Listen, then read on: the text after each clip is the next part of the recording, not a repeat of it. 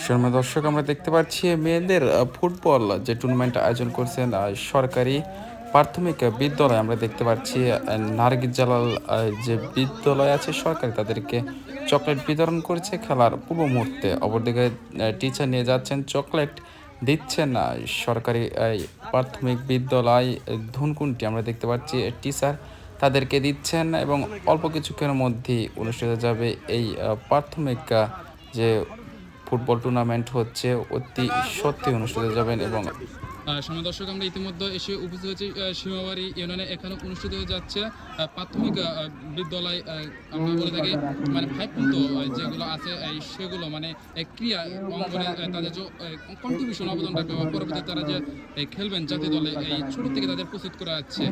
আমরা দেখতে পাচ্ছি এখানে আছে এই মোড়ে আমরা দেখতে পাচ্ছি নীল কালারের যারা টি শার্ট পরিধান করা আছে, এটা আপনার হলো নার্গিস জালালের কথা বলছে। অপর দিকে আছে ধুনকুন্টি, আমরা দেখতে পাচ্ছি ব্রাজিলের হলুদ কালারের। আজকে ইতিমধ্যে অনুষ্ঠিত যাচ্ছে এখানে অতি সত্যই এখানে তারা শুরু করবেন এই যে প্রাইমারি ভিত্তিক যে ফুটবল, এই খেলাটি এখানে অনুষ্ঠিত হচ্ছে। আমরা দেখতে পাচ্ছি সামনে থেকে টিচাররা তারাই খেলা পরিচালনা করছেন।